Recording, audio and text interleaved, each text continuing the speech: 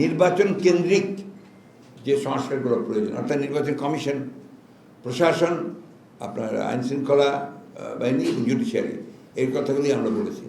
যেমন আমাদেরকে অনেককেই আমাদের শাস্তি দিয়ে দিয়েছে। আমাদেরকে শাস্তি দিলে যদি আপনার সেটা 2 বছরের বেশি হয়, তাতে আমরা নির্বাচন করতে পারবো না। তো এটাও আপনার সংস্কার হওয়া প্রয়োজন। তো এই জিনিসগুলো আসতে হবে। তো আর সেই সঙ্গে অন্যান্য সংস্কারগুলো তো আপনি সময় মতো ওই গভর্নমেন্টে আর যে গভর্নমেন্ট আসবে সেই গভর্নমেন্টই করবে। জনগণের নির্বাচিত সংস্কারের পাশাপাশি তাদের নির্বাচনটাকে গুরুত্ব দেওয়া দরকার কিনা, কারণ জনমতের সবচেয়ে বেশি গুরুত্ব দেওয়া দরকার। এবং ওই যে আপনার একটা নির্বাচন কমিশন সংক্রান্ত, নির্বাচন সংক্রান্ত একটা সংস্কার কমিটি তো করা হয়েছে বদির আলম মজুমদার সবকে দিয়ে বলে, তাই না?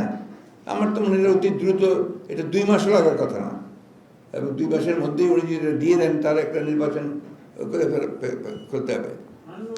একটা কথা খুব ভাইরাল হয়েছে, কারণ এখন তো এই জিনিসটা বারবার কিছু জায়গা থেকে বলা হচ্ছে আওয়ামী লীগ বিএনপি মুদ্রাদের বিপরীত, এই কথাটা এটা আপনার খুব একটা পরিকল্পিত একটা আপনার প্রচারণা, পরিকল্পিত অপপ্রচার।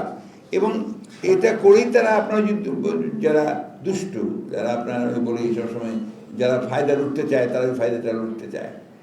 বিএনপি আর আওয়ামী লীগ তুলনা হতেই পারে না, কারণ আওয়ামী লীগ কোনো গণতান্ত্রিক দল নয়, গণতন্ত্র বিরোধী একটা দল, গণতন্ত্রের বিরুদ্ধে অবস্থানকে গণতন্ত্র হত্যাকারী একটি দল।